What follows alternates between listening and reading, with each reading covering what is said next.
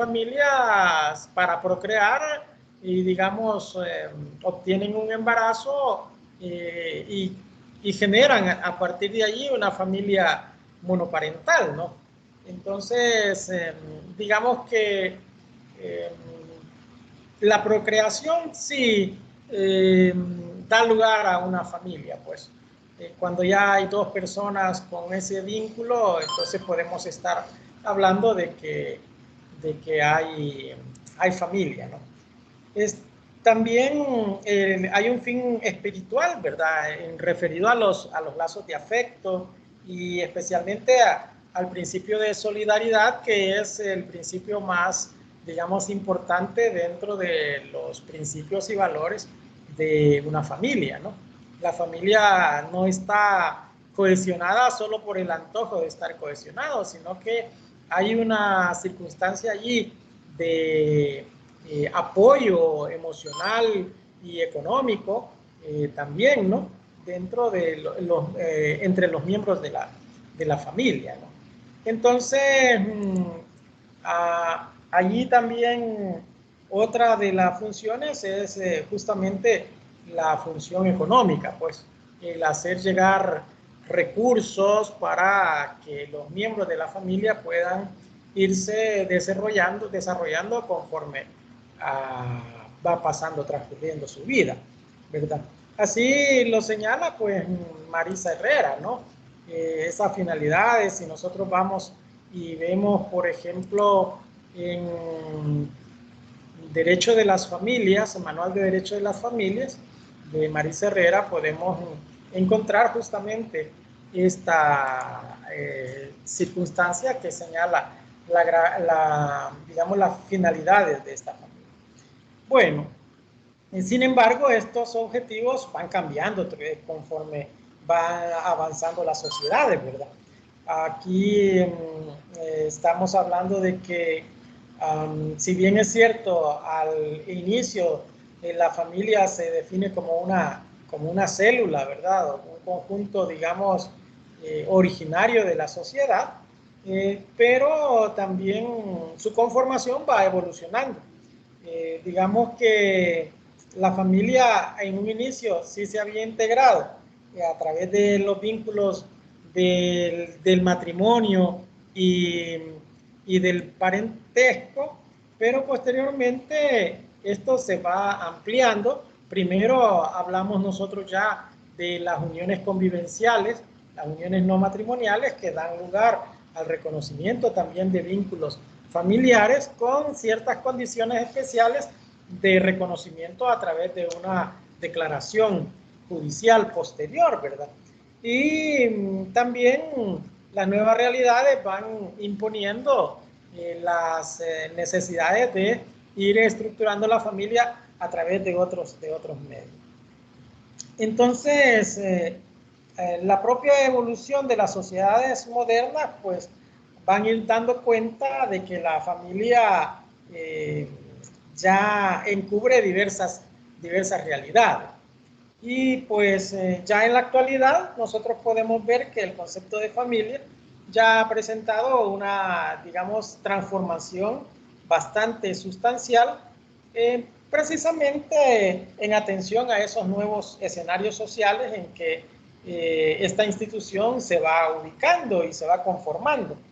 Ya digamos que no se considera exclusivamente integrada por parientes y por cónyuges, sino que también está, digamos que a través de la dinámica social, se hace necesario, pues, incluir y tener en consideración otras formas de relaciones humanas, pues, donde los miembros que integran a esta familia se vinculan y se unen por otros lazos, especialmente los lazos de afecto, los lazos de respeto, de convivencia y de solidaridad.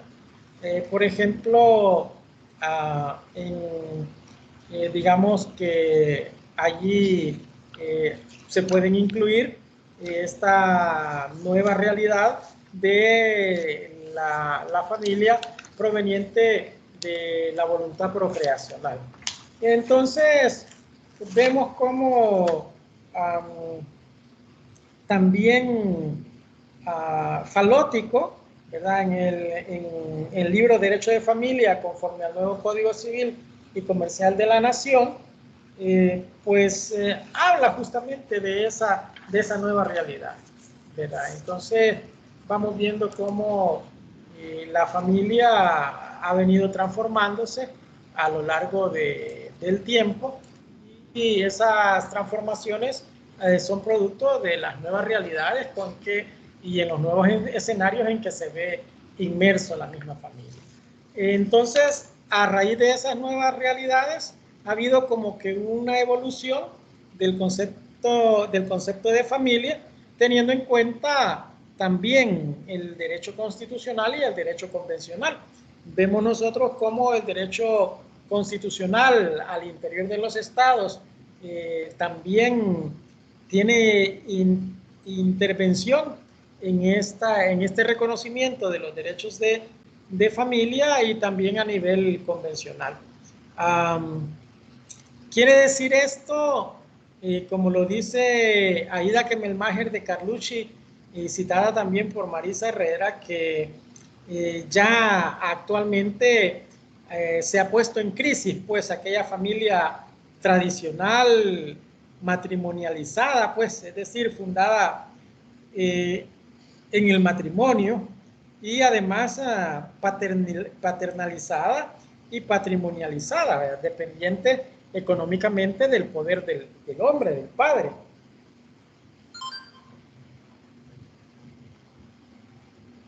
Además, una familia que, por ejemplo, todavía en la época de los 60, 70 y 80 era sacralizada, pues era nacida de las formas solemnes del matrimonio eclesiástico, e incluso todavía hay, digamos, una cierta tradición en alguna familia que no le basta con solo producir el vínculo jurídico del matrimonio civil, sino que digamos, el cúlmine de un matrimonio es que, y así en esas palabras, que el hombre, oigan bien, porque así lo dicen, que el hombre lleve al altar a la mujer. Y hay muchas mujeres que sueñan con que el hombre, el príncipe azul, las lleve al altar, ¿verdad? Entonces, todavía quedan esos, digamos, resquicios de la familia tradicional, ¿verdad? Que es matrimonializada, paternalizada, biologizada y sacralizada también. ¿Por qué biologizada? Porque el principal fin de la unión familiar es la procreación, ¿verdad? De hecho, incluso desde la religión hay prohibición de que se usen métodos, por ejemplo, anticonceptivos, ¿no? No hay, digamos,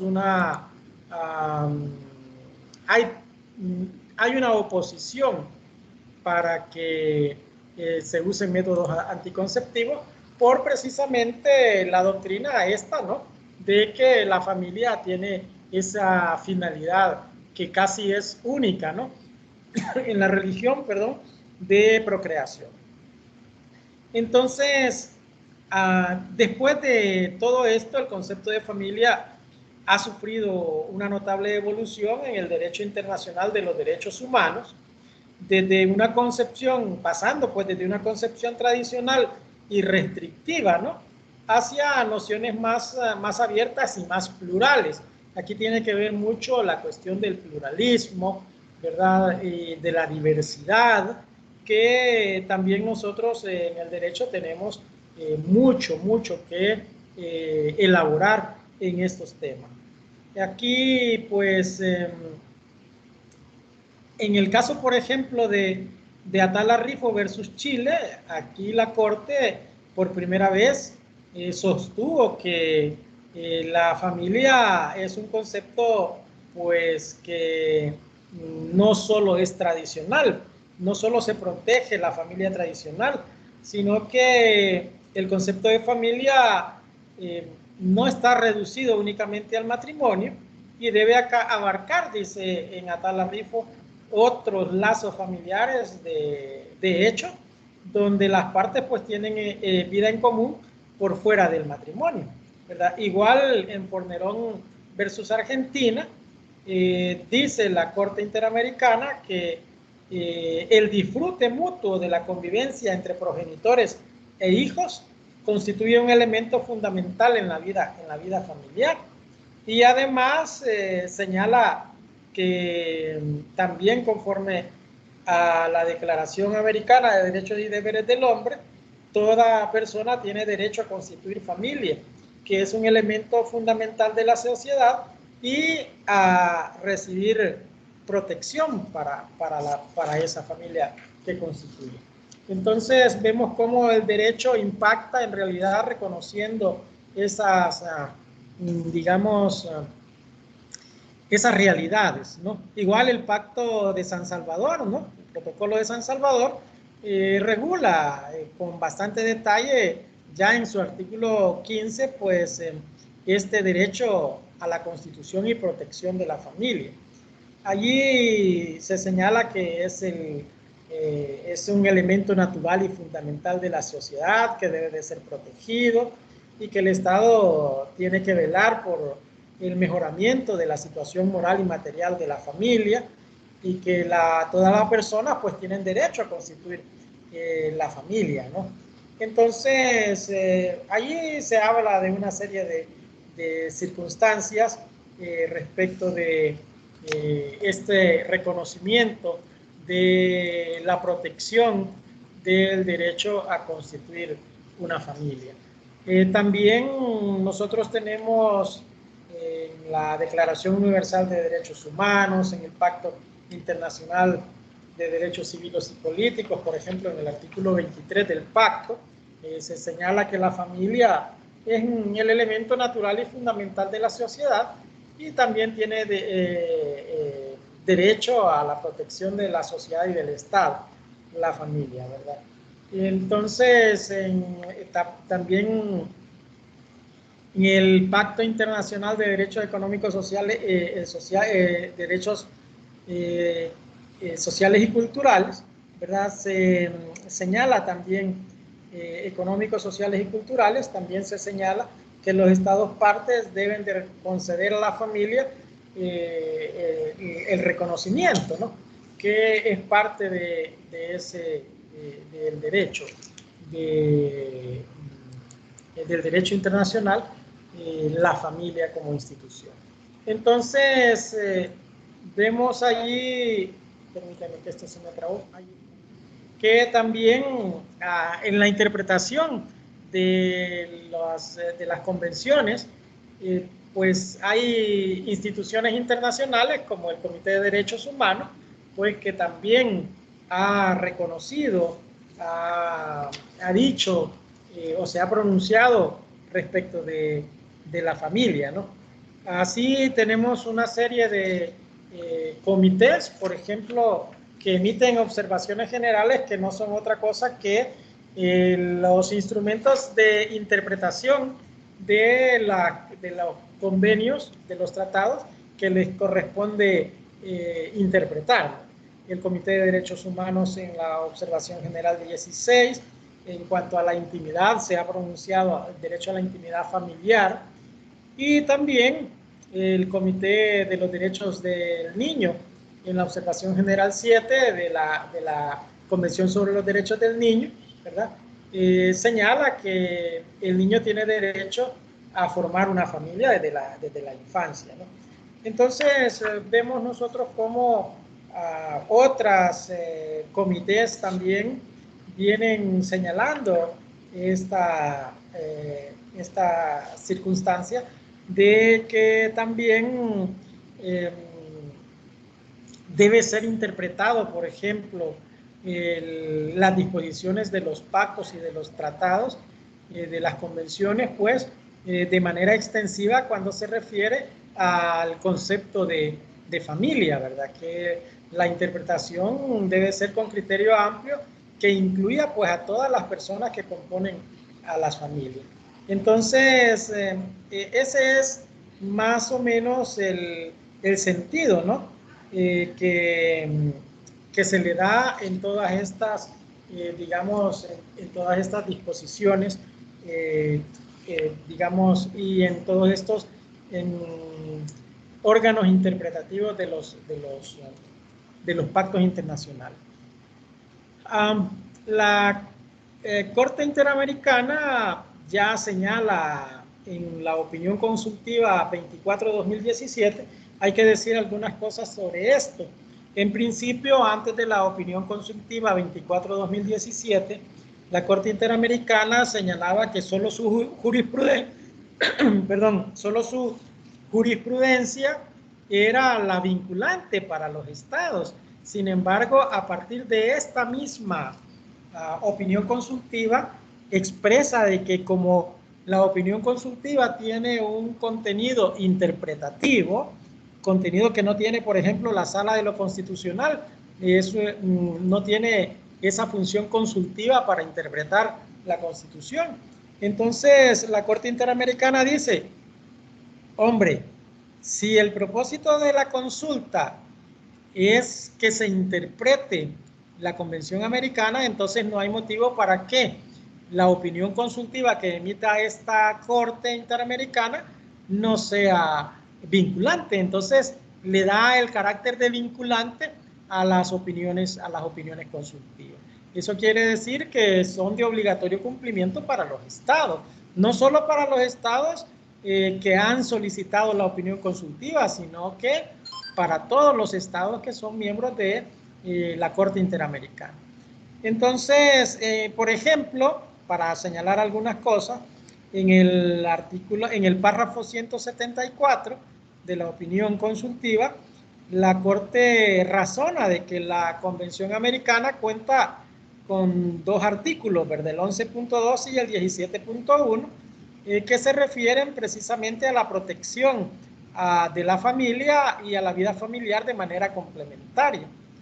Así, la Corte considera que las posibles vulneraciones a este bien jurídico tutelado, que es la familia, deben de analizarse no solo como una posible injerencia arbitraria contra la vida privada y familiar, como lo señala el artículo 11.2, sino también por el impacto que esta interferencia, que estas, digamos, injerencias arbitrarias conllevan. Esto puede afectar el núcleo familiar y de hecho lo afecta, y por ello es que también se vulnera ese derecho del artículo 17.1 de la protección a la familia cuando hay injerencias arbitrarias por parte del Estado o de particulares. La Corte también señala de que no hay un concepto, digamos, cerrado de familia en la Convención Americana, ni mucho menos protege, dice, un solo modelo particular de la misma. En esto hay que dejar puntualizado, ¿verdad?, la opinión de la Corte, en tanto que de manera extensiva da lugar a que en la concepción, porque no emite un concepto, lo que hace es emitir una concepción, ¿verdad?, una idea sobre lo que ella puede entender como familia, ¿no? Si bien es cierto, no la define, ¿verdad?, no la define, que esa es la palabra correcta, no la define, no es que no emita un concepto, el concepto de familia está ahí, sino que no la define, pero sienta las bases para la concepción de cómo la piensa en la Corte Interamericana. En el párrafo 78 también dice que la definición de familia no debe restringirse por la noción tradicional de una pareja y sus hijos, pues también pueden ser titulares del derecho a la vida familiar otros parientes como los tíos, los primos, los abuelos, para enumerar solo algunos de los miembros posibles de la familia extensa, ¿verdad? Siempre que haya lazos cercanos personales entre ellos. Además, dice que hay otras formas en que muchas familias, las personas a cargo de la atención y el cuidado y el desarrollo de un niño y de una niña, bien sea en forma legal o en forma habitual, no son los padres biológicos. Ya vimos nosotros alguna clasificación de estas familias, ¿verdad? Entonces, las familias anaparentales. Sin embargo, pues también tiene en consideración la Corte Interamericana el fenómeno de las migraciones, pues. Y en ese contexto también hace referencia a que este contexto migratorio, los lazos de familia pueden haberse constituido no solo entre personas progenitoras, ¿verdad? Sino que a través de otros familiares o de particulares. Entonces, todas estas formas de constitución familiar señala la Corte que deben de estar reconocidas por el derecho, ¿no? Y especialmente por los estados.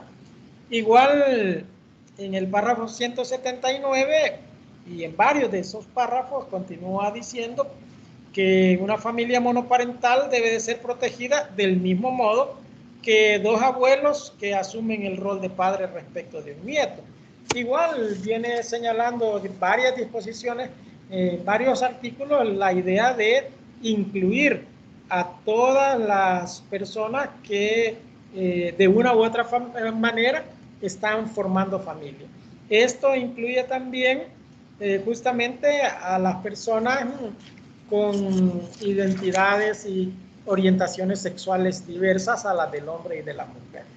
Y así va señalando diferentes interpretaciones, teniendo en cuenta, por ejemplo, en el párrafo 199, que expresa que la Convención Americana protege en virtud del derecho a la protección de la vida privada y familiar, del artículo 11.2, así como del derecho a la protección de la familia, del artículo 17, protege el vínculo familiar que pueda derivar de una relación de pareja del mismo sexo.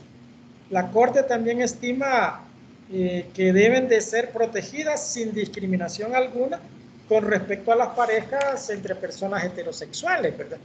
Esto teniendo en cuenta pues el derecho a la igualdad y a la no discriminación del artículo 1.1 y 24 de la Convención. De allí que todos los derechos que se generan a partir de esta constitución de relaciones familiares, como por ejemplo los derechos patrimoniales que se derivan de este vínculo, como por ejemplo el derecho a la herencia, el derecho a alimentos, etcétera, deberían o deben de ser reconocidos por el Estado. ¿Verdad? Entonces, aquí digamos que ya la normativa y la jurisprudencia internacional sientan su, digamos, su postura sobre lo que debemos nosotros, cómo debemos en los estados diseñar primero el concepto de familia, cómo definirla y cómo diseñar también nuestras leyes y constituciones internas. El concepto de familia en la jurisprudencia de la Sala de lo Constitucional, aquí nosotros sabemos que ha sido pendulante, ¿verdad?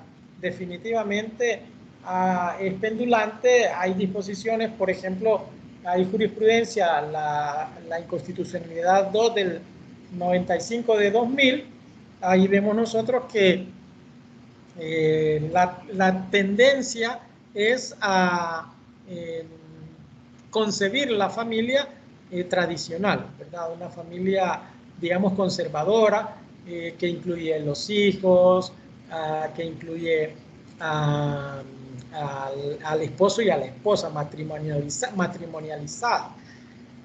En el amparo 623-2015, digamos que a pesar de que siempre retoma la inconstitucionalidad 295, ya deja, por ejemplo, un atisbo de que puede reconocer otro tipo de relaciones de familia, porque ya incluyen no solo los vínculos biológicos, sino los vínculos afectivos, ¿verdad? Entonces, todavía no termina de aterrizar, todavía tenemos nosotros, por ejemplo, en la resolución de admisión de la inconstitucionalidad 149, si mal no recuerdo, 149 de 2016.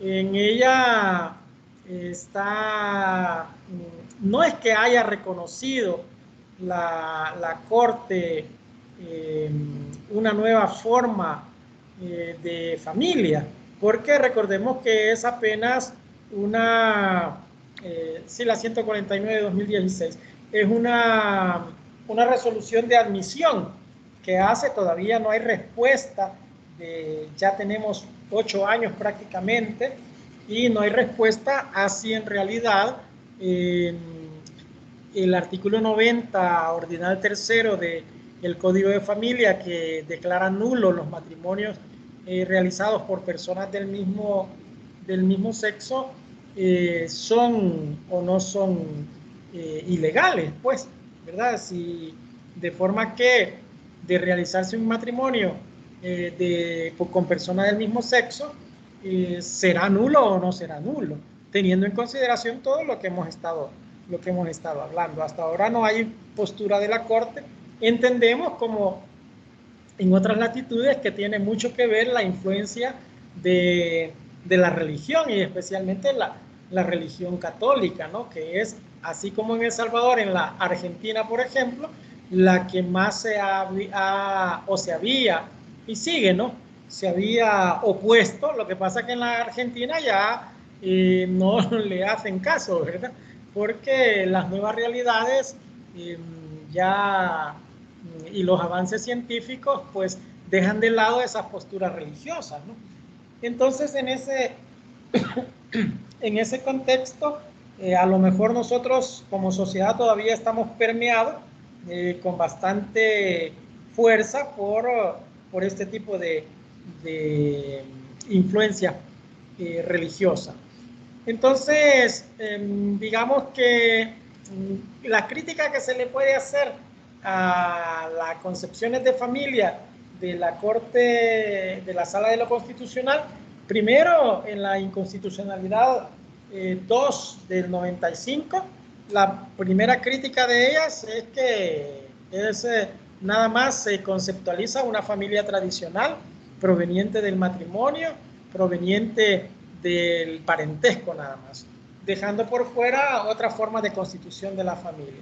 La otra crítica, por ejemplo, en el amparo 623, ¿verdad? Que emitió recién, digamos, hace menos de 5 años, emitió decisión donde en los fundamentos deja entrever que también la familia, digamos, puede constituirse por lazos de afecto, teniendo en cuenta, como decimos nosotros, que para incluir nada más la afiliación adoptiva, sin tener en consideración los otros tipos o las otras formas de constitución familiar. Entonces, el párrafo 221 de la opinión consultiva 24 define, digamos nosotros, define bien cuál es la crítica que se le puede hacer a esta postura de la Sala de lo Constitucional. Postura que se mantiene porque no se ha atrevido a emitir resolución sobre si los matrimonios de personas del mismo sexo son o no son nulos. Decir si son o no son inconstitucionales.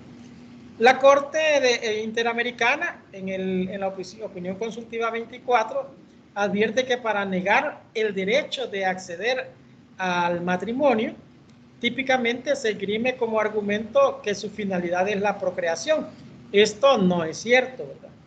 Y que ese tipo de uniones no cumplirían tal fin. En ese sentido, la Corte estima que esa afirmación de que la procreación es la principal finalidad es incompatible con el propósito del artículo 17 de la Convención, porque la protección de la familia como realidad social debe de ser completa y extensa, ¿verdad? Es decir, a todos los miembros de una familia o a todas las personas que consideren formar una familia.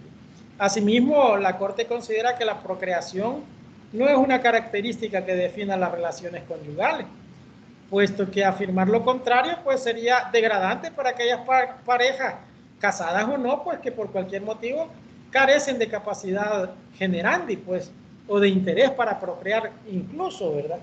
Entonces, no es cierto que el matrimonio, el propósito sea únicamente la procreación, porque hay familias, por ejemplo, que no pueden procrear, o hay familias que en sus planes de vida, hay parejas que han decidido no tener hijos, por ejemplo.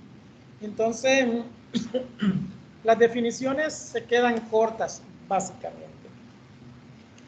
Ya habíamos dicho de Marisa Herrera, ¿no? Dentro de las definiciones doctrinales, que tradicionalmente la procreación, digamos, el fin espiritual tendiente a la solidaridad y las circunstancias de la finalidad económica son los objetivos básicos que tradicionalmente se le reconocían a la familia. Sin embargo, Marisa Herrera dice que estos objetivos han mutado con el transcurso del tiempo, pues como también se ha modificado el propio concepto jurídico de familia.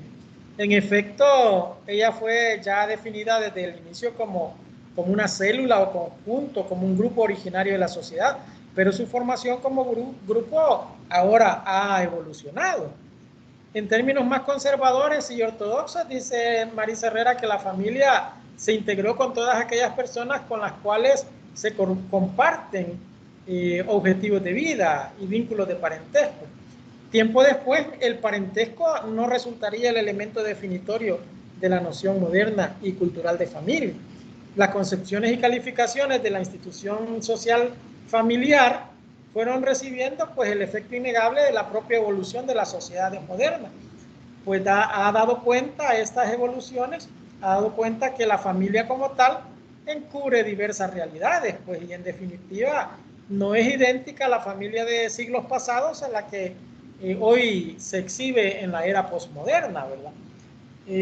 Muy sintéticamente señala Marisa Herrera que basta con recordar pues que la concepción de la familia en el pensamiento aristotélico, la familia como la comunidad que sirve de base a la polis, una familia que estaba organizada en estructura jerárquica de dominación patriarcal, ¿verdad? Y que esta ha ido evolucionando posteriormente, por ejemplo, ya a partir de los siglos XVI y hasta el XVIII, pues hubo una ruptura de esta forma de familia, ¿no? Entonces, modernamente, ahora ya estamos hablando incluso solo de núcleos familiares, de donde ya no solo está el padre, la madre y el hijo, sino que a veces solo uno de ellos o a veces ninguno de ellos.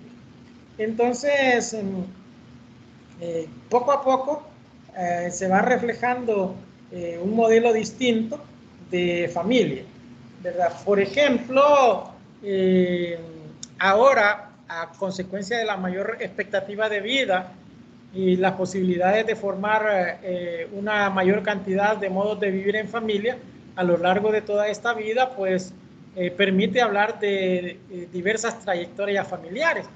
Ahora, como las personas viven más, por ejemplo, pueden irse constituyendo en diferentes formas familiares.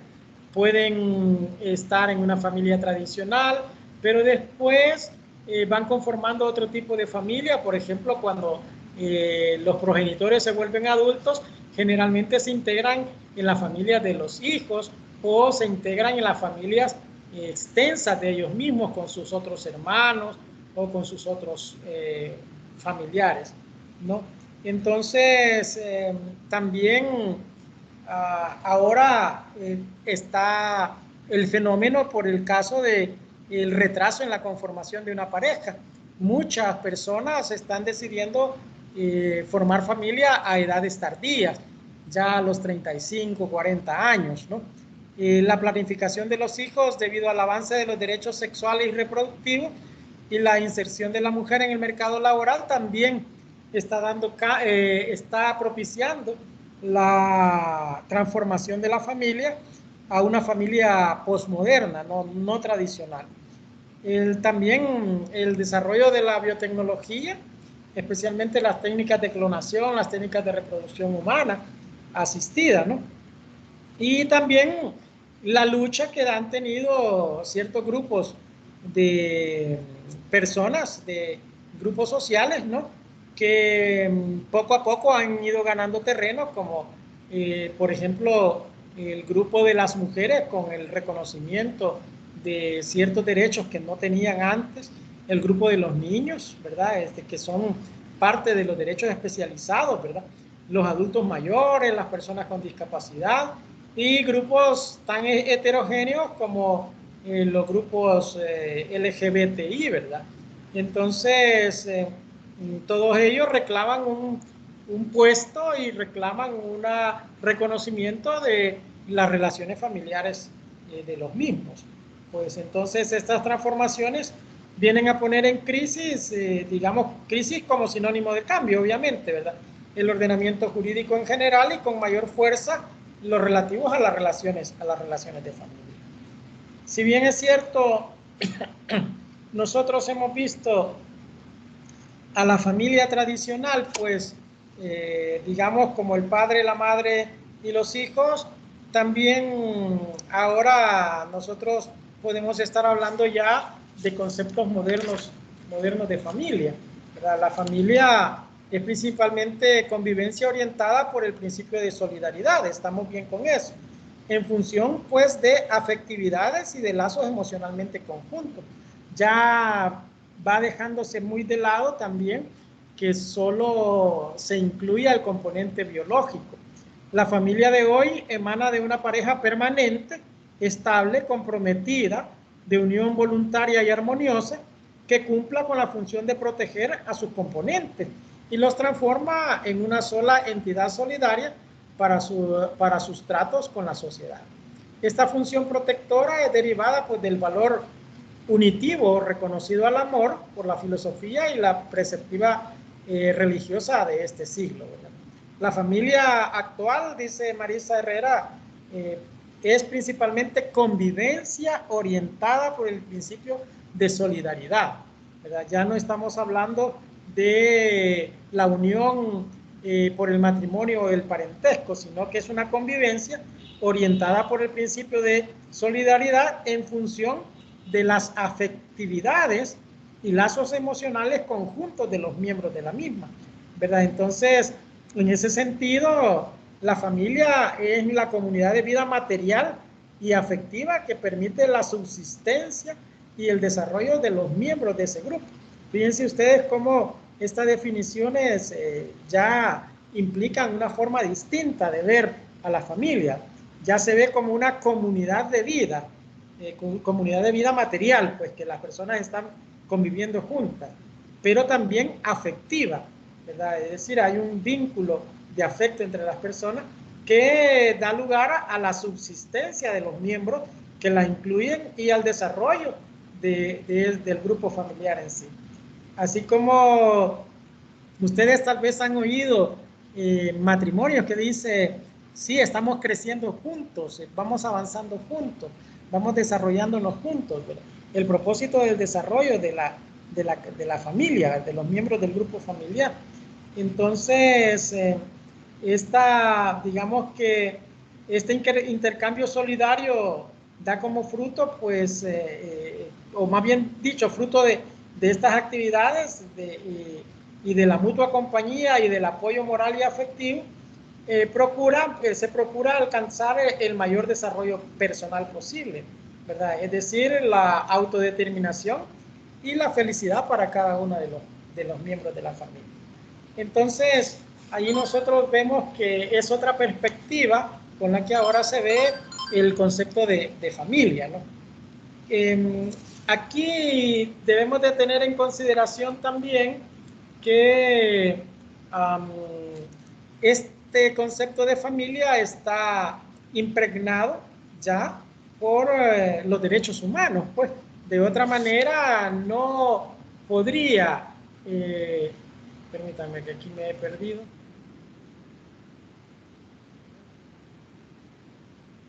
Ya estamos finalizando. No podría avanzar sin el reconocimiento de esas nuevas formas familiares. Entonces, obviamente las nuevas definiciones o las nuevas formas de familia no están alejadas de los problemas, ¿verdad? ¿Qué problemas se conlleva en el plano, por ejemplo, de la legislación nacional ante la evolución del concepto de familia y la influencia de los derechos humanos en esto? Por ejemplo, ustedes podrían, a raíz de lo que hemos hablado, plantear opiniones sobre qué problemas tenemos nosotros en nuestra legislación nacional si vemos la definición de familias así como la hemos planteado ahora.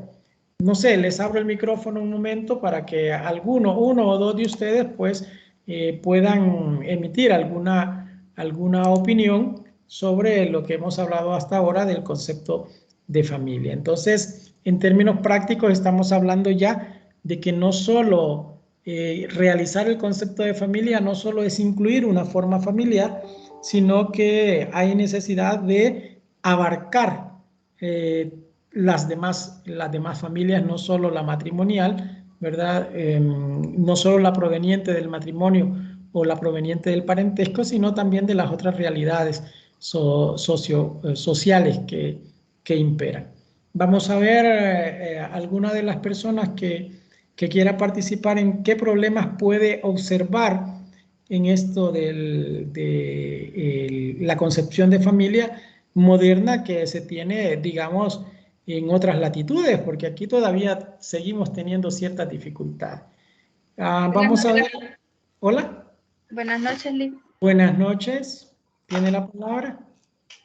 Bueno, yo me quedaría así con las últimas palabras que usted acaba de expresar en todo el recorrido que se ha desarrollado en la evolución del concepto de familia. Yo creo que uno de los principales problemas en la actualidad en nuestra legislación precisamente es cómo garantizar esos derechos y cómo que todas las familias sean beneficiadas y formen parte de esos derechos fundamentales que tienen como familia y no se dejen excluidas. Y otra cuestión es cómo superar esa mentalidad ya tradicional en cuanto a abrirse a las nuevas formas de formar la familia. Y esto tiene que ver con el derecho, tiene que ver con el aspecto religioso que usted mencionó, lo de la cuestión también, bueno, de la moral, que incluso en el trabajo que hemos desarrollado, al final yo retomaba también estos puntos, ¿no? Gracias. Bueno, magnífica intervención, Yulma. La verdad es que hay muchísimas cosas que transformar, ¿verdad? No solo el derecho lo podría hacer, porque es cierto, por ejemplo, yo soy muy crítico de que la Sala de lo Constitucional, como el último intérprete de la Constitución, no debería de jugar, digamos, politiquería partidista, ¿no? Porque sí es cierto, tiene un componente político, pero un componente político en cuestión de el ejercicio y el control del poder, pero no político partidario. Y entonces esto cuando yo digo partidario, no quiero decir que forme parte de un partido político, sino de que sienta postura sobre un grupo o una parte de la población. Por ejemplo, estos 8 años que han pasado ya y que no se ha pronunciado sobre la inconstitucionalidad 149 y la 184 que le son acumuladas de 2016, esto dice algo de la Sala de lo Constitucional, pues, o no tiene el valor de reconocer esas realidades o se ha sentido presionada por grupos fuertes, ¿verdad? No solo económicos, sino también religiosos, para no emitir una decisión y reconocer las realidades, pues, porque esas son realidades que están en nuestras comunidades. Vamos a ver en un momento la otra parte de este tema que se refiere a la tolerancia a la discriminación y a esas cosas, ¿no? Entonces, allí vamos a ver nosotros cómo nuestra sociedad es carente digamos, de reconocimiento de la igualdad, del derecho a la igualdad de todas las personas. Pues es una sociedad discriminatoria contra las personas que son diversas, no tolera muchos de los miembros de la sociedad, quizás la mayoría no tolera a las minorías. Y eso es un grave error en la democracia, pues, ¿verdad? Ya lo vamos a ver. Si, por ejemplo, en teoría política, a Rudolf Smen dice que una de las funciones del Estado es la cohesión, pues la unidad, ¿verdad? Y entonces, ¿y por qué lo dice de esa manera? Porque dice que el Estado es la reunión de diversos elementos heterogéneos, pues, ¿verdad? Es decir, el Estado, sus miembros no son homogéneos. Por ejemplo, en lo político, unos tienen una idea de pensamiento político, otros tienen otra idea de pensamiento político. En lo económico, también unos desarrollan, por ejemplo, son liberales, otros pueden ser socialistas o comunistas, qué sé yo. En lo filosófico también, en el derecho tenemos diferentes corrientes de pensamiento. En la constitución de muchas cuestiones, pues las regiones, por ejemplo, la región de Oriente es muy distinta a la región de Occidente del país, por ejemplo, o a la región del centro, las personas, los recursos, todo eso. Entonces, el Estado sirve para cohesionar en un determinado territorio a todo este grupo de personas que son distintas. Entonces, la función del Estado es justamente, ¿verdad? Cohesionar, formar una unidad, pero para formar una unidad es necesario tolerar la diversidad, porque no somos homogéneos, somos heterogéneos, pensamos, sentimos distinto, actuamos distintos, tenemos diferentes fines. De hecho, los dos grupos principales diferentes en El Salvador, los hombres y las mujeres, con sus propias realidades y sus propias necesidades, ¿verdad? Entonces, a partir de allí, solo a partir de ese grupo, imagínense ustedes qué grupos tan distintos, tan diferentes en cuanto a sus necesidades y a sus prioridades también, ¿verdad? Entonces, cohesionar, mantener a estas personas unidas en una comunidad necesita del reconocimiento del derecho de todas estas personas. Entonces, tenemos esas dificultades en nuestra comunidad.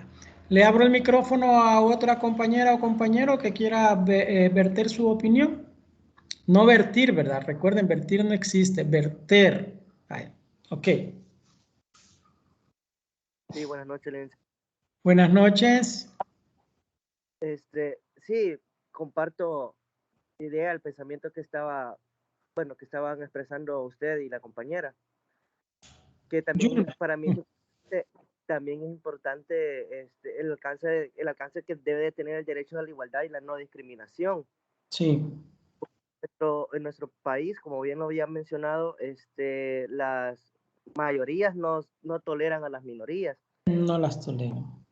Y también es importante, bueno, en el trabajo que desarrollé, porque también las técnicas de reproducción humana asistida es una nueva forma para mí, en lo personal, de formar familia, de organizar como Claro que familia. sí, claro que sí, claro que sí. Es importante también el juego que tienen los derechos sexuales y reproductivos de las personas. Es Sí, importante recordar que el derecho argentino, que para mí es uno de los más progresistas y avanzado en ese término, sí. hizo una ley, la ley 26.862, sancionada en Sobre técnicas 2003, de reproducción. sobre las técnicas de reproducción, que los beneficiarios de esta ley son todas las personas mayores de edad, tengan esta pareja o no, dice. Ajá. O sea, es una forma de crear, de formar, de organizarse como familia, y es importante que nuestra organización vaya cambiando o vaya transformándose también junto con la sociedad, porque el fenómeno de la familia no es un fenómeno que se va a terminar de estudiar, que hasta aquí va a llegar. Sí. Eso históricamente ha ido cambiando y seguirá transformándose, y por ende se deben de acomodar a las nuevas necesidades y exigencias de las personas. Sí, Eduardo. La verdad es que nosotros tenemos serios problemas como sociedad. No somos una sociedad que ha sido educada, primero. No somos una sociedad que nuestra cultura sea elevada, segundo. Educación y cultura son dos cosas muy distintas que llevadas a la par pueden desarrollar una sociedad.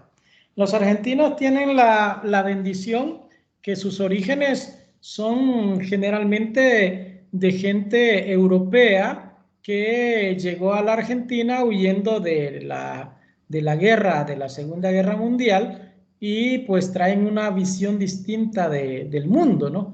Es gente con otros valores y también con otras costumbres. Por ejemplo, nos decía, yo recibí clases con el doctor García Amado, un filósofo español, y nos decía él que cuando lo mandaron a dar unas clases a Argentina, iban de filosofía, del derecho, ¿verdad?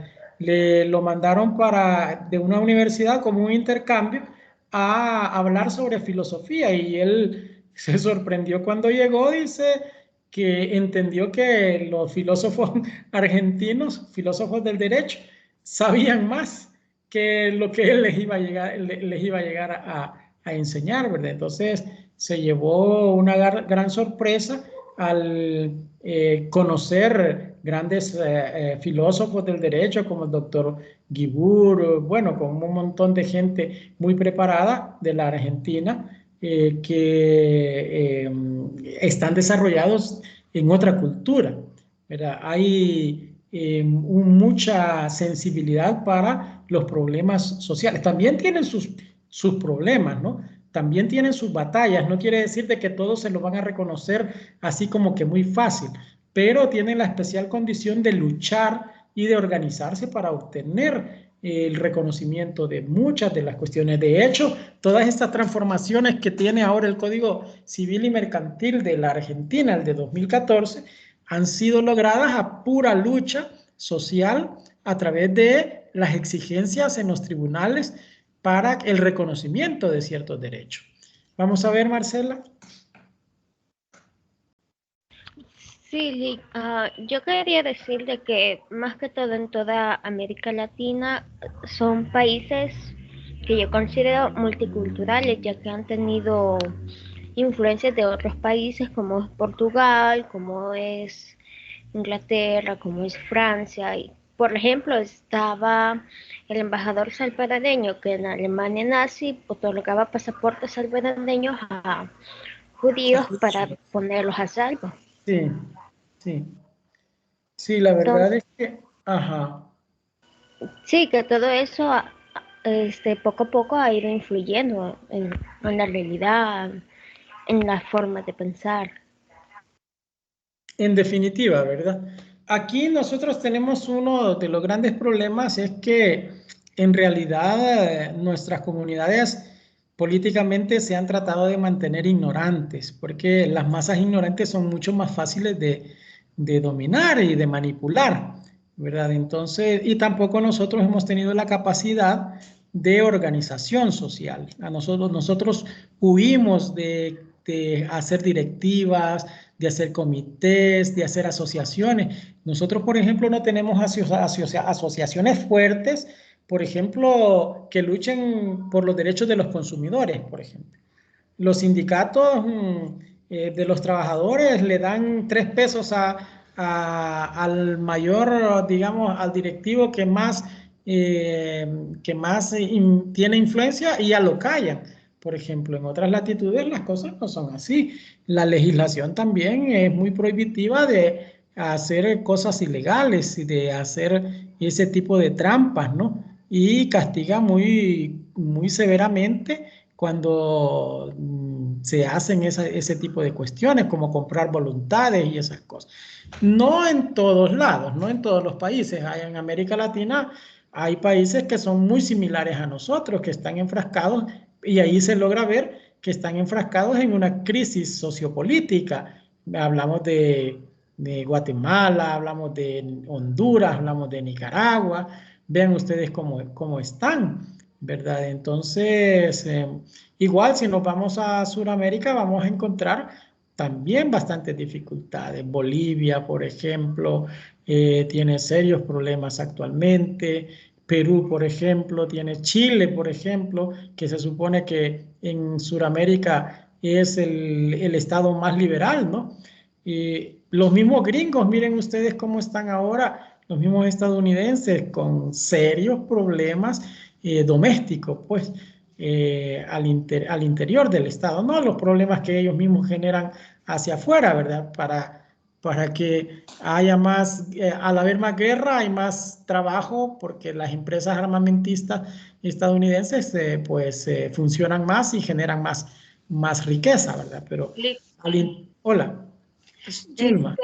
Sí, yo pienso que es importante, bueno, ya, no pasar desapercibido si en estos países la lucha por la conquista de los derechos humanos ha sido más, como más dura, podemos decir Sí. así, porque ha habido más represión, ha habido mucho sometimiento desde la conquista y todos esos elementos, aunque han pasado décadas y siglos, pero de una u otra forma nos siguen afectando en cuanto a la cuestión, el aspecto cultural, ¿verdad? ¿Cómo concebimos nosotros, por ejemplo, la religión, a Dios, o sea, el aspecto teológico, lo de la moral, el aspecto político, pero sí también, como usted ha dicho, sí, han habido avances y siguen habiendo, pero el problema serio cuando decimos, y la influencia de los derechos internacionales, de los derechos humanos en este concepto de familia, está muy, muy ligado a toda esa historia y a esa historia y a ese reconocimiento de derechos de las personas. Sí, así es. Exactamente. Entonces, obviamente, esto es una lucha, una dinámica donde hay avances, pero también hay retrocesos, ¿verdad? Y poco a poco se tiene que ir ganando los espacios. Lo que pasa es que en nuestras sociedades, quizás más tarde que temprano, ¿verdad? Porque, por ejemplo, nuestros gobernantes, bueno, sinceramente, son las personas menos educadas que llegan a gobernarnos, que sus intereses no, en realidad no son intereses legítimos los que tienen. Pues, si ustedes ven la historia digamos, de los gobiernos salvadoreños y los presidentes de El Salvador, no hay un presidente que no haya llegado a llenarse la bolsa. Ni uno, ¿verdad? Entonces, no se ha pensado en el desarrollo de todas estas cosas de la comunidad. No hay un plan, vaya, de desarrollo social de las personas, de verdadero desarrollo, un plan sostenido durante todos los quinquenios que dure digamos, los gobiernos, ¿no? Y a pesar de que haya nuevo gobierno, un plan determinado con objetivos claros. Por ejemplo, nuestra educación es vergonzosa, ¿verdad? El niño y la niña hoy sale de bachillerato, no puede ni leer. Llega a la universidad, sale de la universidad y bien difícilmente se ha preparado, pues, es decir, no toma conciencia de los verdaderos problemas y de las realidades sociales que nos aquejan a todas las personas, que obviamente hay que abordarlas, hay que trabajarlas. No se puede cambiar una realidad si no se buscan esas transformaciones.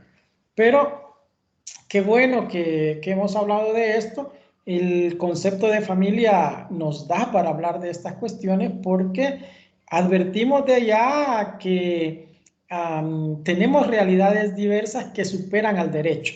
El derecho, por un lado, en El Salvador está diciendo una cosa, aunque las normas internacionales que nos gobiernan digan otra. nosotros nos mantenemos con y sin hacer el traslape entre el derecho interno y el derecho internacional. Por ejemplo, yo siempre le he criticado a la Sala de lo Constitucional, hay gente muy buena allí, excelente. Tengo amigos en la Sala de lo Constitucional que son eminencias, ¿verdad? Pero como no son solo ellos los que deciden, ¿verdad? Digamos, los colaboradores, sino que los que deciden son los magistrados, al final de cuentas, hay muchos problemas con ellos. Por ejemplo, ellos, cuando uno les dice, por ejemplo, de que por vía de jurisprudencia fácilmente se puede reconocer una especie de bloque de constitucionalidad con los tratados internacionales de derechos humanos. Aun cuando la Sala de lo Constitucional hace uso incluso de las interpretaciones de la jurisprudencia de la Corte Interamericana, hace uso de disposiciones de los tratados internacionales de que somos parte, se niegan a reconocer que hay una especie de bloque de constitucionalidad indirecta a través de la jurisprudencia, ¿verdad? Porque al final de cuentas, de una u otra manera, tenemos que enlazar nuestra legislación interna con la legislación internacional porque formamos parte de esa legislación internacional y no pueden haber dos mundos, no pueden haber dos derechos, el derecho internacional de allá afuera y el derecho interno, el derecho nacional de aquí adentro. El derecho es uno solo y debe de haber mecanismos para resolver esos problemas que se puedan generar de roces, de colisiones entre disposiciones internacionales y disposiciones internas del país. La Constitución puede tener colisiones, de hecho las tiene con las normas internacionales, ¿verdad? Con tratados internacionales. Entonces, armonizar eso necesita de un diálogo entre las cortes, ¿no? La Corte Interna y la Corte Interamericana, por ejemplo, ¿no? Un diálogo a través de las resoluciones, a través de la sentencia. Por ejemplo, la Corte Interamericana ya tiene sus parámetros de cómo debe de ser a la luz de la Convención Americana y de otros tratados interamericanos, cómo debe de ser, por ejemplo, las cuestiones de las técnicas de reproducción humana asistida. Ahí tenemos la sentencia Artavia Murillo contra Costa Rica, pues, es decir, ahí están sentadas ya las bases de cómo reconocerle estos vínculos jurídicos a las relaciones o a los, digamos, a la procreación a través de estas técnicas de reproducción humana asistida. Ahí tenemos la opinión consultiva 24/2017 que ya nos está diciendo cómo hacer para reconocerle los derechos de identidad a las personas que no necesariamente son cisgénero, pues, ¿verdad? Que ya vamos a hablar de esas cuestiones. Bueno, vamos a hablar antes de la tarea que tenemos. Hemos tenido una pequeña tarea que les he dejado para este día, que se trataba solo de hablar de técnicas de reproducción humana asistida, qué eran esas técnicas, cuáles son más o menos algunas de esas. Hay autores que dicen que son 24 técnicas de reproducción humana asistida, ¿verdad? Y en qué consisten algunas de ellas. Ahí ustedes han presentado, hasta ahora creo que vence el plazo para presentar, como es individual, el trabajo ahí en el foro de la tarea, ¿verdad? Pero me gustaría escuchar a algunas de ustedes sobre lo que han investigado sobre esto. ¿Por qué lo hemos hecho así?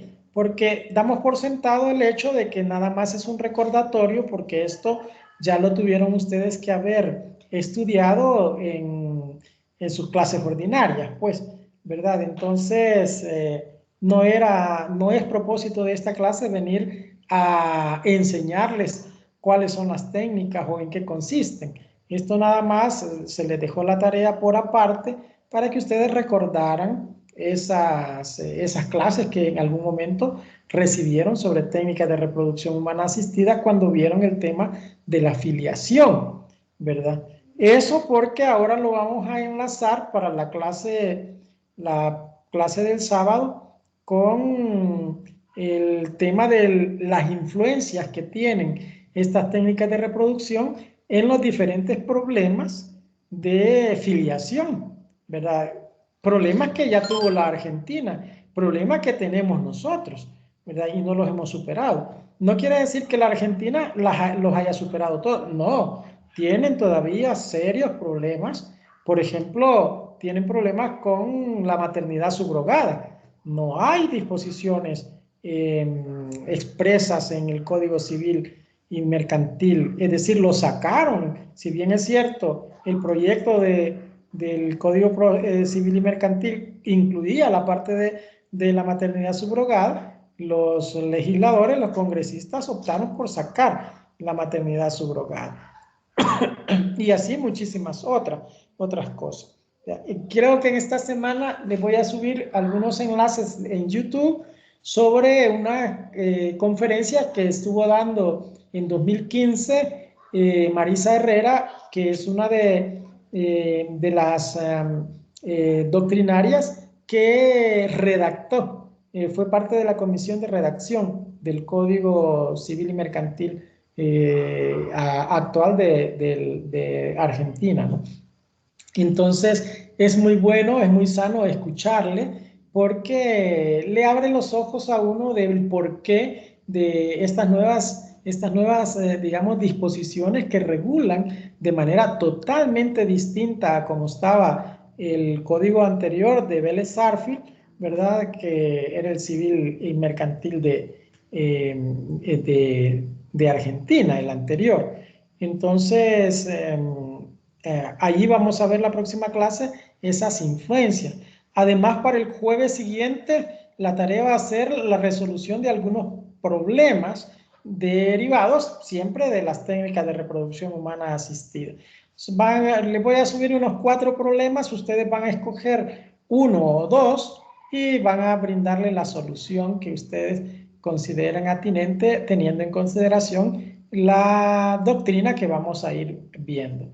Ahora, después de esto de familias y familia, o familia versus familia, vamos a ver otro tema que tiene íntima relación con él, que es el tema de tolerancia. Permítanme que no me cargue. Ups, esta compu está loca. Ya vamos a ver.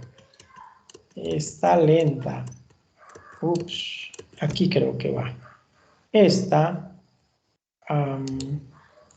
vamos a ver.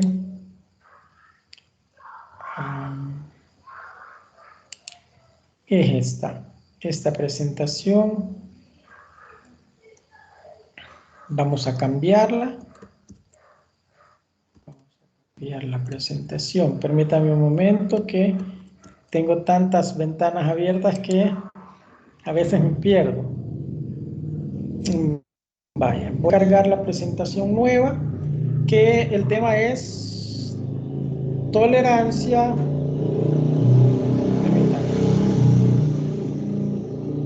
Permítanme que aquí no hay. Lo vamos a enfocar este tema a las realidades de las personas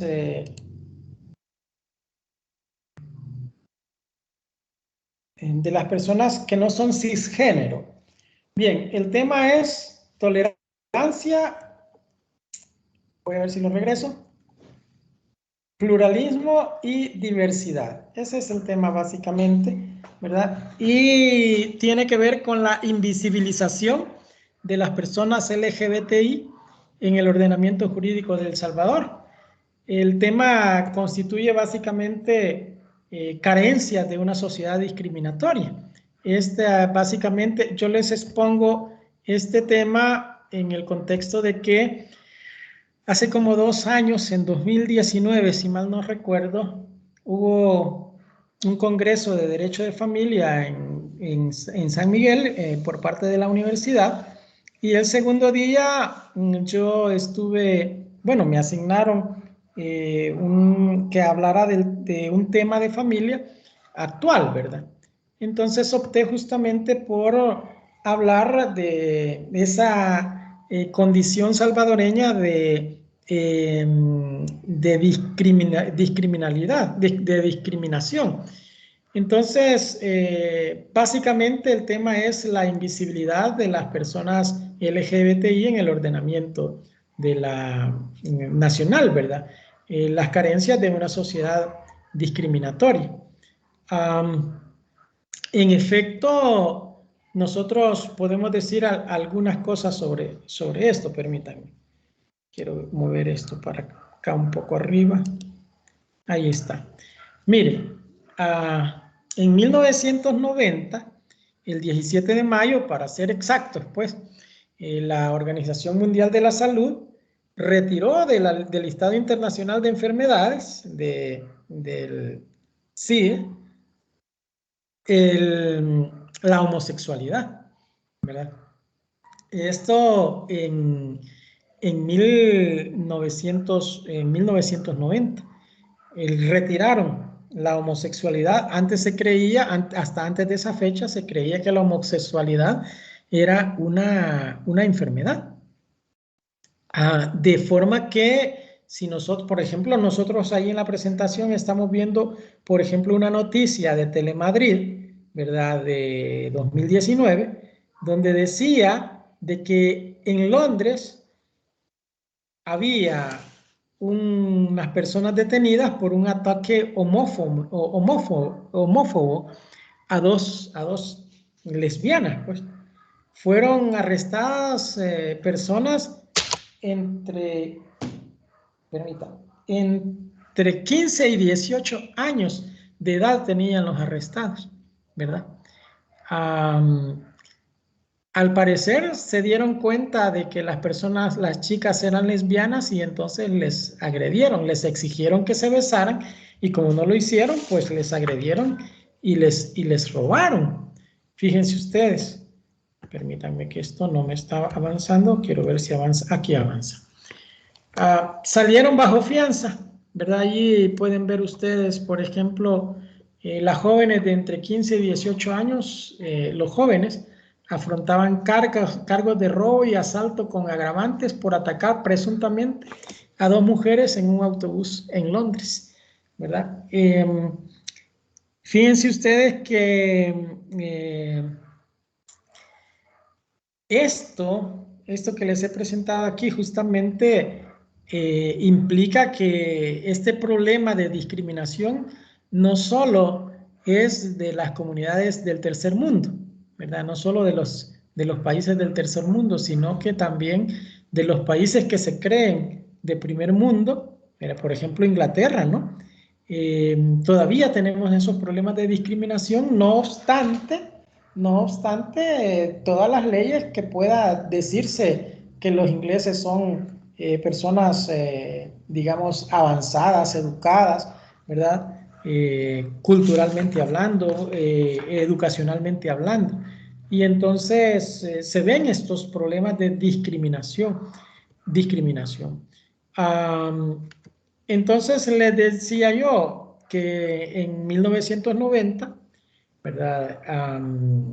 El 17 de mayo, para ser exacto, la OMS elimina la homosexualidad del catálogo de enfermedades mentales.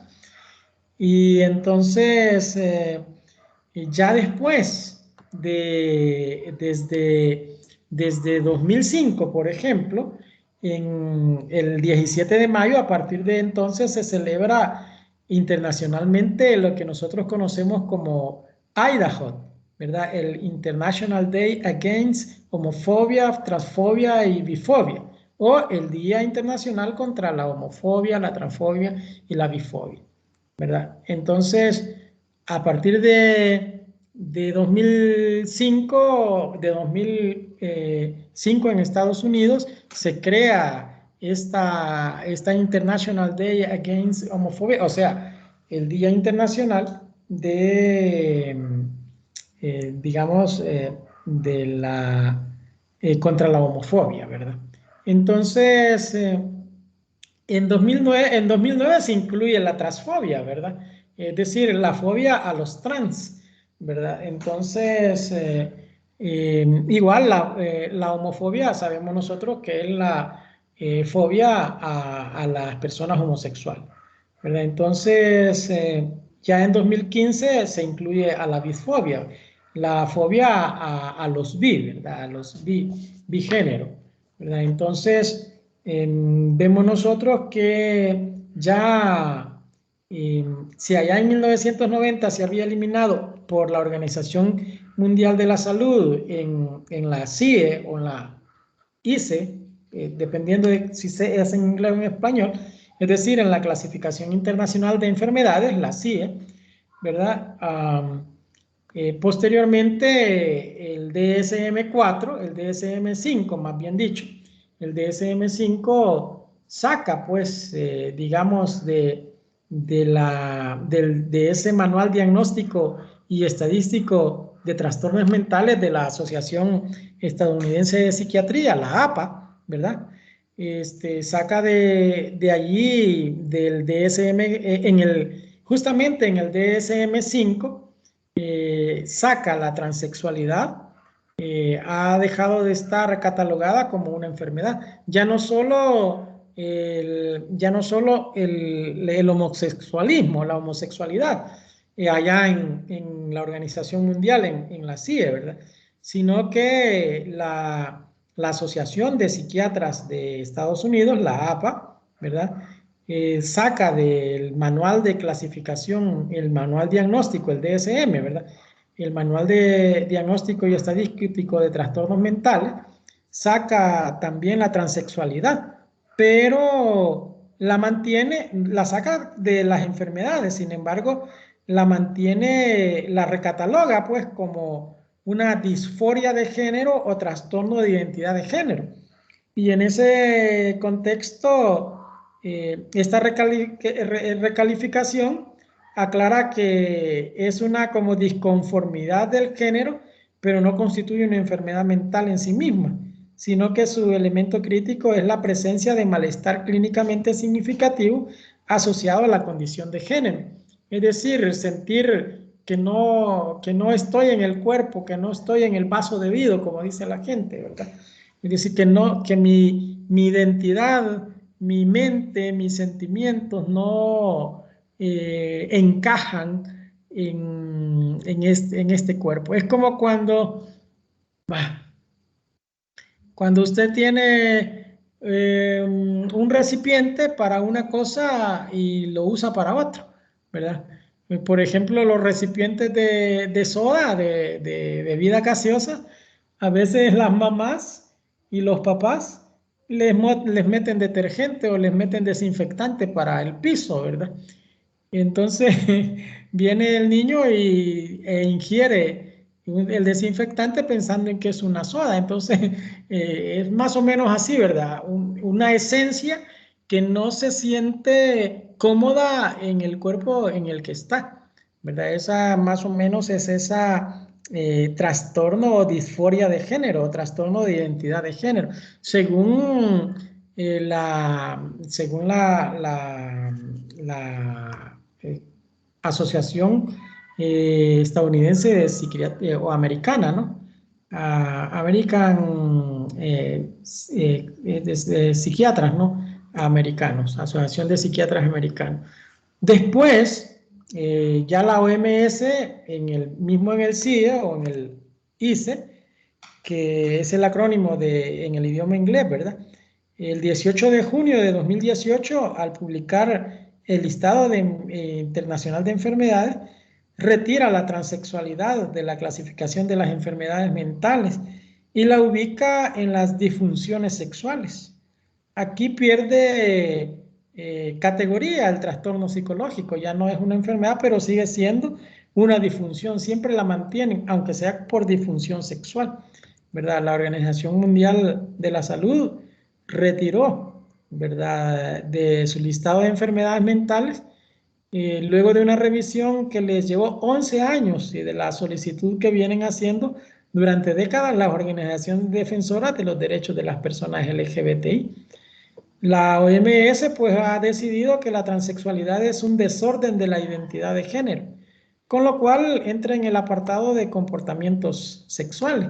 Veamos nosotros cómo, ¿verdad?, las influencias de las instituciones internacionales, como la Organización Mundial de la Salud, tiene que ver también con esta circunstancia, ¿verdad?, que generan también discriminación, desde considerarla una enfermedad hasta, digamos, irla sacando, así como a veces decíamos nosotros antes, que con el fenómeno de la violencia intrafamiliar, ¿verdad?, que pensábamos que era una enfermedad del hombre, el ser agresivo, el ser machista, y ya vimos nosotros que son comportamientos aprendidos, ¿verdad?, que no son enfermedades.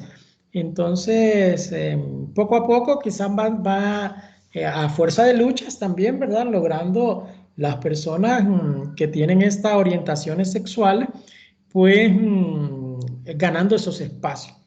En el mundo, antes del 17 de mayo de 1990, Dinamarca en 1989 fue el primer país en legalizar el matrimonio igualitario. Aunque no se le llamó así, ¿verdad? No se le llamó matrimonio igualitario, ni tampoco permitía la adopción y la custodia en pareja, ¿verdad? Y fue ya en los Países Bajos, en Holanda, en 2001, ¿verdad?, donde se legalizaron el matrimonio con iguales condiciones a los matrimonios heterosexuales para personas LGBTI.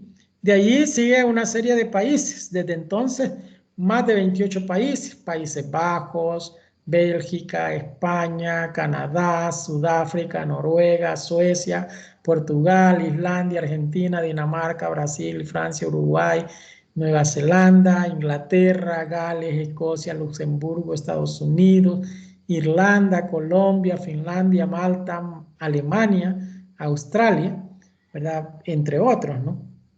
Entonces, desde entonces han venido legalizando ese matrimonio universal. Haciéndolo recientemente, en 2019, Austria, ¿verdad? Austria recién lo había hecho en 2019, y también la República de Taiwán, ¿verdad? La República de Taiwán ha sido el primer país asiático en realizar este reconocimiento. El 17 de mayo de 2019 precisamente realiza el reconocimiento. Fue aprobado por 66 votos contra 27 en el Parlamento taiwanés el matrimonio entre personas homosexuales. Sin embargo, la discriminación para este grupo de personas, que son personas vulnerables, todavía es bastante acentuada. Allí tenemos nosotros ya mismo en la presentación un mapa, ¿verdad?, donde podemos darle algunas pequeñas lecturas a esto, ¿verdad? Aún hay 8 países que condenan con pena de muerte las relaciones de parejas de personas LGBTI. Los países que aparecen allí en rojo, ¿verdad?, están entre ellos Arabia Saudita, Irán, Yemen, Sudán, por ejemplo, ¿verdad? 12 estados que conforman Nigeria y parte de Somalia dentro de estos países, ¿verdad? Además, un gay puede ser condenado a muerte en Mauritania, en Emiratos Árabes Unidos, en Qatar, en Pakistán y en Afganistán. 70 países en los que ser gay o lesbiana es ilegal, incluso letal, ¿verdad? Hay 123 países en los que mantener relaciones sexuales con personas del mismo sexo no es castigado. 123. Solo 9 países han incluido en su constitución la mención expresa de que la orientación sexual no debe de ser motivo de discriminación. Países como Portugal, Ecuador, Bolivia y Sudáfrica contienen en sus constituciones esta especial mención de que la orientación sexual no es motivo de discriminación. En otros 26 países, la condena máxima por estos actos varían entre 10 años de prisión y cadena perpetua. 26 países que condenan con pena de cárcel la homosexualidad. En 31 de estos países se castiga hasta con 8 años de prisión, ¿verdad? En resumen, en 1 de cada 3 países, es decir, el 35%, es peligroso que las personas miembros de la comunidad LGBTI se muestren como tales. En 1/3 de los países, imagínense ustedes. Y hay algo más. En 68 naciones hay leyes que explícitamente prohíben los actos sexuales consensuados entre personas del mismo sexo y 2 más que los criminalizan de facto, ¿verdad? Aquí ustedes pueden consultar las diferentes fuentes de las que se hizo uso para hacer este trabajo, ¿verdad? Entonces, por ejemplo, el periódico español El País realiza un resumen detallado de informe de la Asociación Internacional de Gays, Lesbianas, Bisexuales y Transexuales e Intersexuales, que se llama ILGA, ¿verdad? Y que se puede consultar precisamente en los enlaces que ustedes tienen allí, en los materiales doctrinarios que se les han hecho llegar, ¿verdad? Ahora, los anteriores datos proceden del informe de la Asociación Internacional de Gays, Lesbianas, Bisexuales, Transexuales e Intersexuales, que se llama, esa asociación internacional se llama ILGA, por las siglas en inglés, ¿verdad? International Lesbian, Gays y lo demás, Association. Difundido, pues, este informe lo había difundido el 20 de marzo de 2019. El Salvador es un país en el que ya en el 2013 el 34% de la población aceptaba, toleraba la homosexualidad. Esto teniendo en cuenta un informe de Pew Research Center, un informe de una asociación estadounidense sobre ese tipo de datos, ¿verdad? Entonces, ya en 2019, en 2013, ya hay 1/3 parte de la población que está tolerando, aceptando la homosexualidad, ¿verdad? 1/3 parte de la población. Pero ¿de quiénes estamos hablando cuando nos referimos a las personas LGBTI? ¿Verdad? ¿Quiénes son estas personas?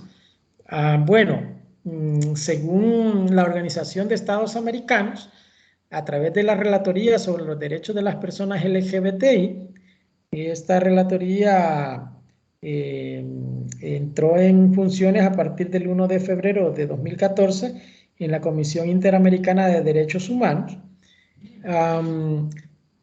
Aquí sobre esto ha dicho justamente la Organización de Estados Americanos a través de esta relatoría, que es parte de la Comisión Interamericana, que se adopta en ella el acrónimo LGBTI y actualmente hay un debate para actualizarlo a LGBTQI+, ¿verdad?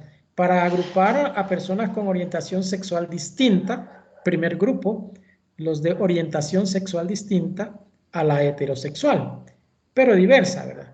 Para agrupar a personas con diversidad o con diversa identidad de género. ¿Verdad? Ya tenemos 2 grupos, ¿verdad? Orientación sexual distinta a la heterosexual.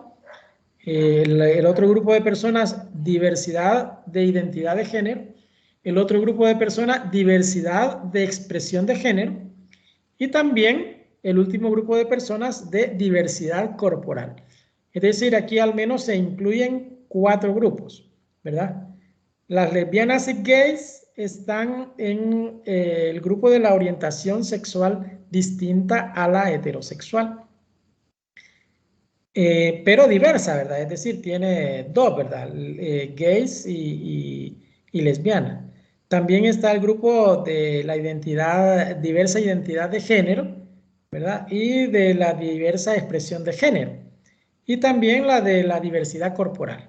Ya lo vamos a ir viendo cada uno de ellos para que vayamos teniendo conciencia de esto. Algunas definiciones aquí en este contexto, personas con diversa orientación sexual, por ejemplo. ¿Qué significa esto? Personas con diversa orientación sexual. Vamos a ver, la orientación sexual, ¿qué es? Bueno, es la capacidad de cada persona de sentir una profunda atracción emocional, afectiva y sexual por una persona de un género diferente al suyo o del mismo género o de más de un género. Esa es la orientación sexual, capacidad que tiene la persona de sentir una profunda atracción emocional, afectiva y sexual, bien sea por una persona de un género distinto al suyo, es decir, los heterosexuales, o de un mismo género, es decir, los homosexuales, o de más de un género, es decir, los bisexuales, por ejemplo, ¿verdad? Y la capacidad de mantener relaciones íntimas y sexuales con estas personas. Es decir, no solo conlleva la capacidad de sentir atracción emocional, afectiva y sexual, sino también conlleva la capacidad de mantener relaciones íntimas y sexuales con estas personas. Así define la orientación sexual los principios de Yogyakarta. Así los define en una de sus disposiciones. Los principios de Yogyakarta son una serie de principios sobre cómo se aplica la legislación internacional de derechos humanos a las cuestiones de orientación sexual e identidad de género. Los principios, pues, ratifican estándares legales internacionales vinculantes para que los estados deben de cumplir. Entonces, vemos nosotros, por ejemplo, ¿verdad? Eso de la orientación sexual, ¿verdad? Ahí lo tenemos ya planteado. Atracción emocional, afectiva y sexual por personas de un género diferente al suyo, o de un mismo género, o de más de un género, así como las relaciones íntimas y o sexuales con esas personas. Incluye esas dos circunstancias la orientación sexual. Bueno, volvamos un poco allá al cuadro general, donde vamos a ver orientación sexual, qué es identidad de género, qué es expresión de género, qué es diversidad corporal, qué es el sexo asignado, qué es la persona cisgénero. Algunas de estas definiciones las vamos a ir realizando, pues, para tener una idea de qué es lo que estamos hablando. Vamos con identidad de género. La identidad de género, en los mismos principios de Yogyakarta, se sostiene que se refiere a la vivencia interna e individual, tal como cada persona la siente profundamente, lo que siente que la persona es. Eso es la identidad de género. ¿Cómo se siente interiormente la persona? Si se siente hombre, si se siente mujer, si se siente gays o gays, si se siente lesbiano, si se siente bi, si se siente queer, es decir, diferentes tipos de identidades de género, ¿verdad? Esta vivencia interna puede corresponder o no con el sexo asignado al nacer, ¿verdad? Incluyendo la vivencia personal del propio cuerpo, que podría involucrar, pues, las modificaciones de la apariencia o la función corporal a través de medios médicos, ¿verdad? O de medios quirúrgicos o de otra índole, ¿no? Siempre que la misma sea libremente escogida. Y ese es el punto, ¿verdad?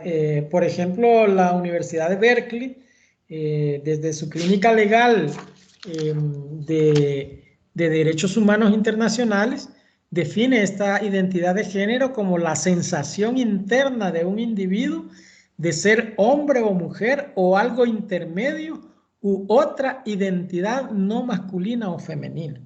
Así lo dice la Clínica Legal de Derechos Humanos Internacionales. Diversidad sexual en El Salvador.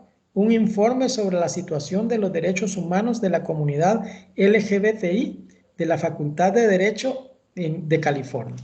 ¿verdad? En 2012, en un estudio que hace la Universidad de Berkeley en El Salvador sobre diversidad sexual en el país, entonces define la vivencia interna e individual tal como cada persona lo siente profundamente, ¿verdad? O esa sensación, la dice la universidad, sensación interna de un individuo de ser hombre o mujer, o algo intermedio, o una identidad no masculina o femenina, ¿verdad? Por su parte, la expresión de género es una manifestación. Vean ustedes cómo pequeñas palabras nos dan ideas distintas de qué es cada cosa.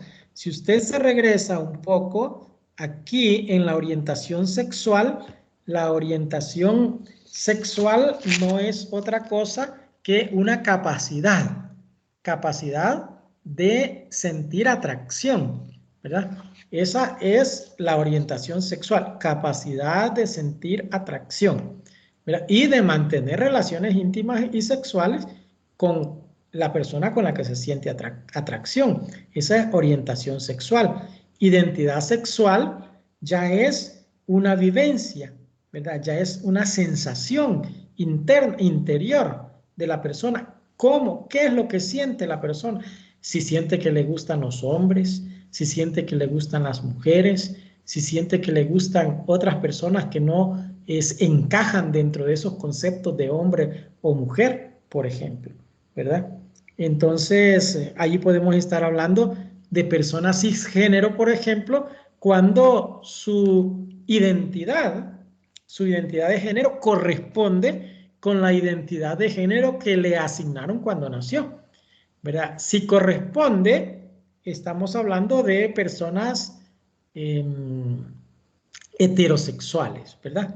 Y si no corresponde, estamos hablando de personas homosexuales o de los demás grupos de personas que no son cisgénero, ¿verdad? Entonces vamos con esta parte. Vemos que orientación es una capacidad de atracción, identidad es una sensación o una vivencia interna del individuo y expresión de género ya son las manifestaciones de género de las personas. Esto ya es hacia afuera, ¿verdad? Por ejemplo, la forma de hablar, los manerismos. Ustedes saben que a veces se bromea con que el manita quebrada, por ejemplo, se dice, ¿no?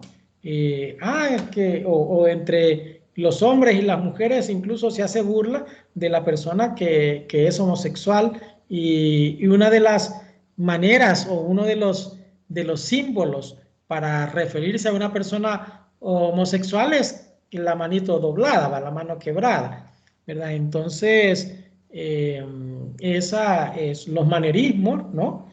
El modo de vestir de la persona, el comportamiento personal, ¿verdad? Las interacciones sociales con otros miembros, con otras personas, o las modificaciones corporales entre otras, son expresiones de género, que se operó los senos, que se operó los glúteos, que se puso botox en la boca, que se mandó a tatuar las cejas, que se hizo un corte distinto, o se pintó el pelo, o se dejó crecer el pelo para parecerse, por ejemplo, a una mujer, o se cortó el pelo y usa ropa de hombre. Esas son expresiones de género, manifestaciones de lo que la persona siente, ¿verdad? De su sensación, de su identidad de género. Allí, por ejemplo, hemos puesto un collage de las diferentes formas no todas, obviamente, ¿verdad? Pero las diferentes formas de identidad de género de las personas, ¿verdad? Bien. Otro término, diversidad corporal, lo que antes nosotros conocíamos como hermafroditismo, aquellas personas que desde su nacimiento traen en sus órganos genitales los dos órganos genitales, tanto de los de hombre como los de mujer, ¿verdad? Aquí puede haber una variada forma de diversidad corporal, no solo el hermafroditismo. También hay ocasiones en que la persona trae un órgano más desarrollado que el otro. Y hay ocasiones en que trae los dos órganos similarmente desarrollados. Aquí se refiere precisamente la diversidad corporal a una amplia gama de representaciones con variaciones en la anatomía sexual que se expanden más allá del concepto binario de hombre o mujer, ¿verdad? Se le llama intersex, es el término sombrilla, ¿verdad? Que para abarcar, pues, esta diversidad corporal, los intersex.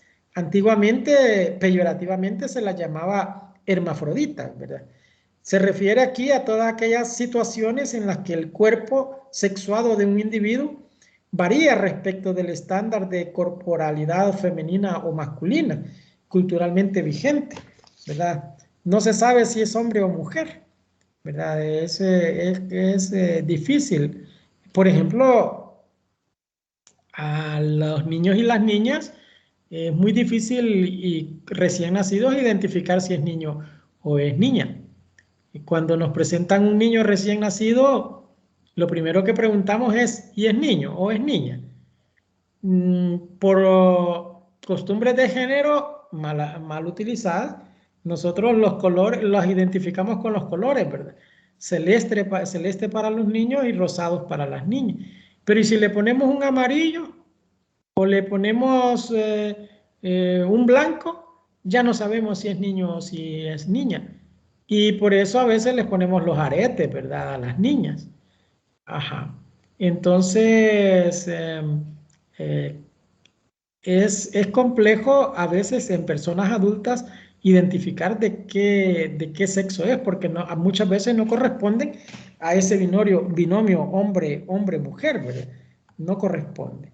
Vaya, si quisiéramos identificar, clasificar a las personas del mundo atendiendo a estas orientaciones sexuales, a estas identidades de género, a estas expresiones de género, y a estas diversidades corporales, sin ánimo de brindar pues aquí un catálogo de números clausus, sino más bien de números apertus, hoy por hoy podríamos obtener la siguiente clasificación. Podríamos ver que habemos personas cisgénero. Personas cisgénero es aquella que la identidad de género de la persona corresponde con el sexo asignado al nacer. Cis es el prefijo antonómico a trans, es decir, cis quiere decir que es propio del género y trans quiere decir que es distinto al género asignado al nacer, ¿verdad? En esta definición que dice que es la identidad de género de la persona que corresponde con el sexo asignado al nacer, en esta definición llama la atención la idea de sexo asignado al nacer. Esta idea, pues, trasciende el concepto de sexo como masculino-femenino, porque aquí hay que notar que la asignación de sexo no es un hecho biológico innato, ¿verdad? Más bien el sexo se le asigna a una persona al nacer con base en la percepción que otras personas tienen sobre los genitales. Ni siquiera la madre, sino que los profesionales de servicio de salud.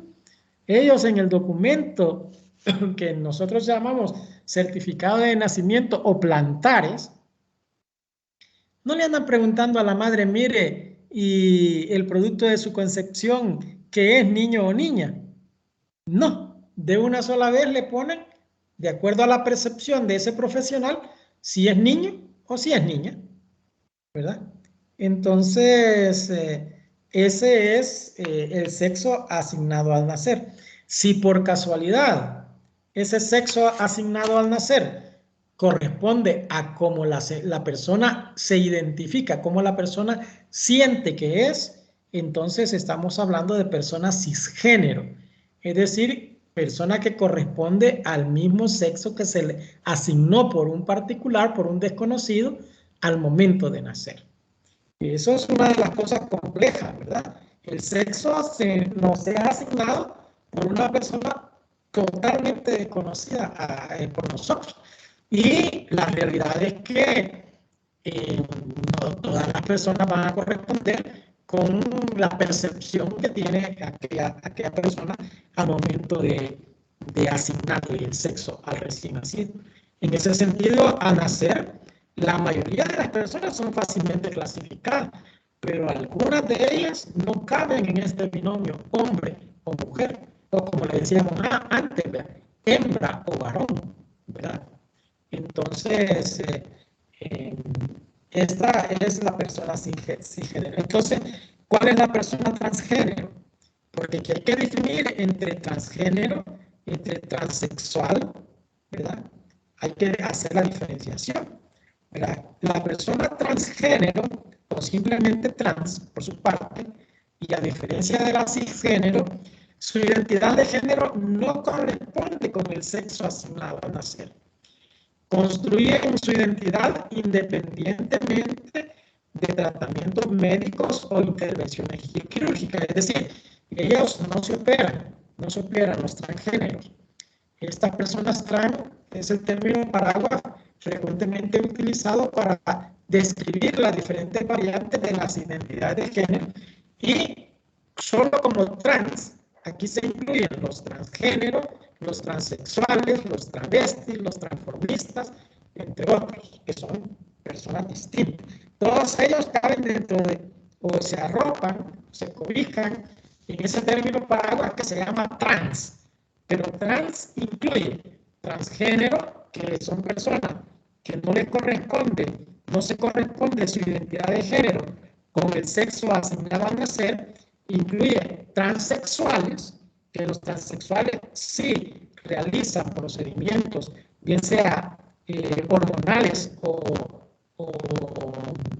médicos, para transformar su sexo.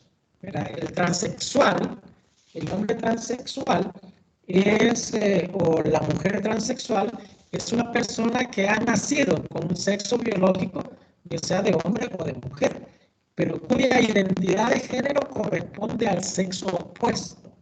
Estas personas se someten a procesos de modificaciones corporales, bien sea parciales o totales, hasta llegar a la reasignación del sexo, para adecuar su cuerpo a la identidad de género que viven como propia, ¿verdad? Entonces, por ejemplo, los lineamientos técnicos de MinSal contienen esa definición, ¿verdad? De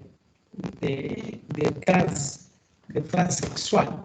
¿Verdad? Entonces, vamos viendo nosotros también, existen mujeres lesbianas, ¿verdad? Que son todas aquellas que se sienten emocional, sexual y románticamente atraídas por otras disculpa mujeres. que se le interrumpa, pero no se escucha bien.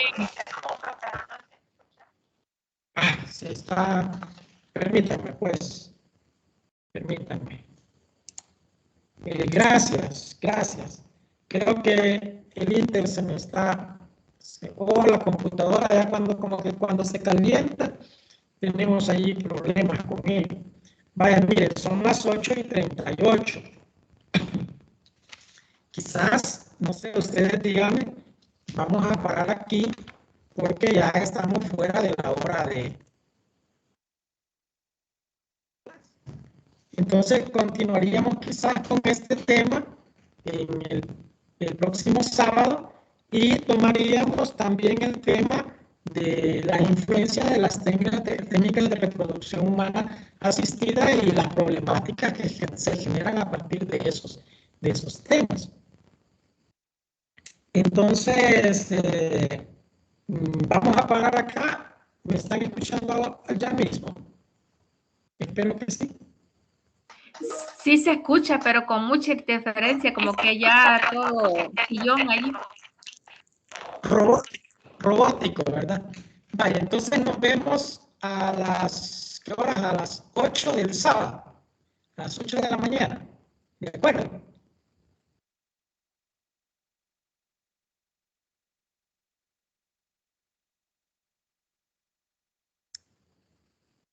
Miren, lo de la actividad a las, creo que hasta las 9 está, se la voy a dejar hasta la medianoche, no más, porque he tenido toda la semana para hacer eso. Pasen buenas noches.